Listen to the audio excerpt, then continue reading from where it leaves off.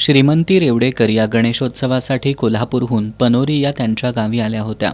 28 ऑगस्टला त्यांचा मुलगा अमित पत्नीसह पनोरी इथं आला होता. गौरी आगमनानंतर म्हणजेच 1 सप्टेंबरला कोल्हापूरला परत गेला. त्यानंतर श्रीमंती रेवडेकर या घरी एकट्याच होत्या. त्यांनी 6 सप्टेंबरला रात्री 8:15च्या सुमाराला सुनेसह मुलगा अमित यांच्याशी फोनवरून चर्चा करून गावात मिरवणूक असल्यानं गाण्याचा आवाज सहन होत नाही असं सांगून मागील खोलीत जाऊन बसते असं सांगितलं होतं. त्यानंतर विजय शंकर बर्गे यांच्या घरातील गोबर गॅसमध्ये श्रीमंती यांचा मृतदेह आढळून आला.